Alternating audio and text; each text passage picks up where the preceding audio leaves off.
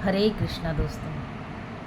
दोस्तों, ये मेरा स्पिरिचुअल चैनल है, तो मेरा ये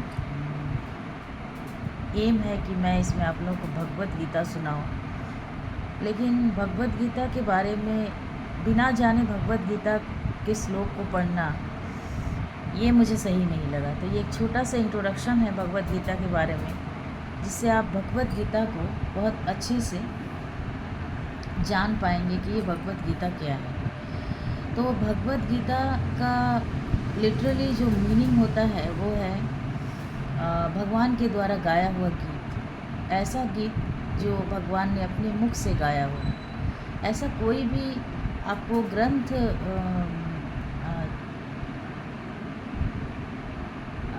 वेद व्यास जी ने बहुत सारे ग्रंथ लिखे हैं, उपनिषद, वेद, लेकिन जो भगवान अपने मुख से कहते हैं वो है गीता। तो इसीलिए भगवत गीता को हम लोग भगवान के द्वारा गाया हुआ गीत कहते हैं। अब ये कब हुआ, तो सभी लोग जानते हैं कि आज से 5000 साल पहले महाभारत का युद्ध हुआ था, जिसमें अर्जुन को भगवान ने भगवत गीता का उपदेश दिया था। और भगवत गीता में मेनली 700 श्लोक्स हैं।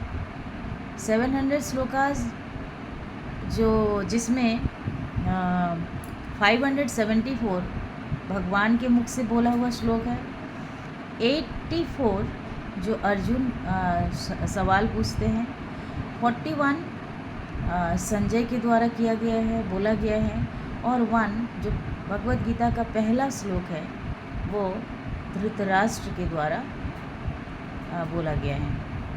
अब आप सोच सकते हैं कि धृतराष्ट्र से शुरू होता है, लेकिन जब उसका फ्रैक्शन हम लोग निकालते हैं तो 1/700 धृतराष्ट्र का फ्रैक्शनल नंबर आता है। ठीक है, तो बहुत लोग ऐसा मानते हैं कि भगवत गीता एक माइथोलॉजी है। मतलब अब माइथोलॉजी को हम लोग कैसे समझे। अब आप सोचिए कि अगर हम लोग गुरु ग्रंथ साहिब को देखें तो ये 600 साल पहले कहा गया है, लिखा गया है। अगर हम लोग कुरान को देखें तो 1400 साल पहले उसको लिखा गया है। अगर हम लोग बाइबिल को देखें तो बिफोर 2000 ईयर्स ये लिखा गया है। और भगवत गीता को बोला गया है 5000 ईयर्स पहले।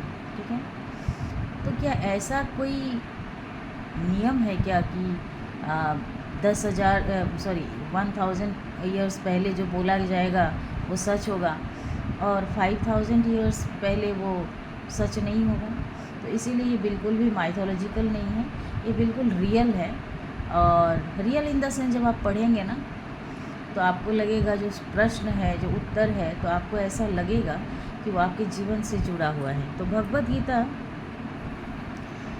हमारे लाइफ के हर पार्ट में, चाहे वो बच्चा हो, चाहे वो हाउसवाइफ हो, या यंग एज में हो, मिडिल एज में हो, ओल्ड एज में हो, ऐसे जनरल कंसेप्ट ये है कि मरने से पहले एक बार गीता पढ़ लेनी चाहिए। लेकिन ये कंसेप्ट बिल्कुल रॉन्ग है, क्योंकि अगर आप बच्चे से किसी को भगवत गीता सुनाया जाए तो शायद समाज का रूपरेखा कुछ अलग होगा। आज हमारा समाज जिस ओर जा रहा है वो आप देख ही रहे हैं, है ना। तो ये तो भगवत गीता का महत्व है। भगवत गीता हम लोग को पढ़ना चाहिए।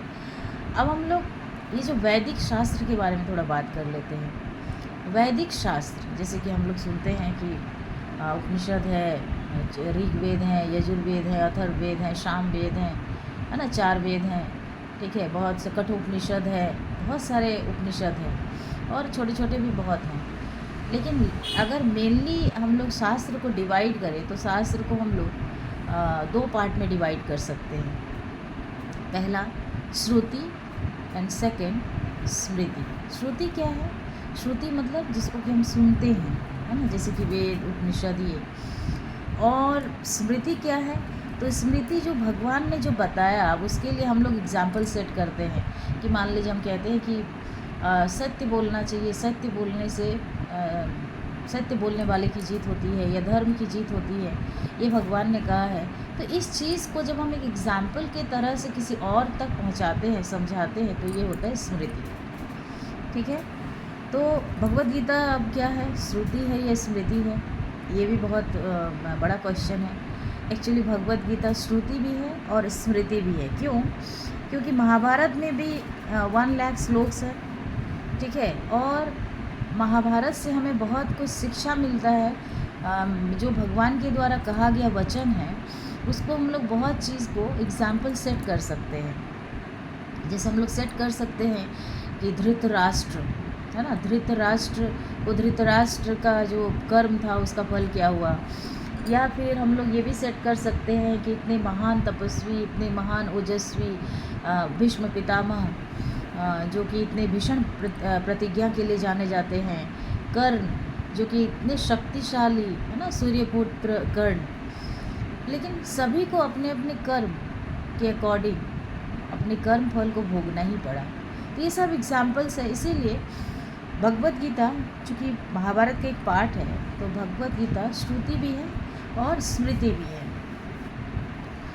ठीक है, तो जैसे कि हमारा भगवद गीता का ये परिचय था, जिसमें आप लोगों को मैंने बहुत डिटेल करने की कोशिश की, और उम्मीद है आपको ये वीडियो ज़रूर पसंद आएगा। और अगर आप चाहते हैं कि आप स्पिरिचुअली ग्रो करें, आप स्पिरिचुअली मनी अर्न करें, आप स्पिरिचुअली अपनी लाइफ को, अपने फैमिली को, अपने कलीग्स के साथ स्पिरिचुअली पेश आएँ, तो आपका बहुत सारा प्रॉब्लम, आपका प्रॉब्लम्स, बाहर का प्रॉब्लम सॉल्व हो या ना हो, आप अंदर से बहुत खुश रहेंगे और आपको हर सवाल का जवाब मिलेगा अगर आप मेरे इस चैनल के माध्यम से भगवद गीता को सुनते हैं।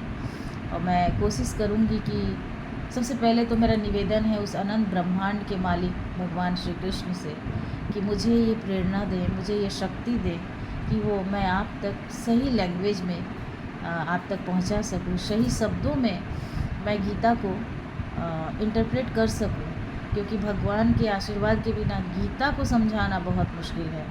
तो आप लोगों का भी आशीर्वाद मुझे चाहिए। Please bless me.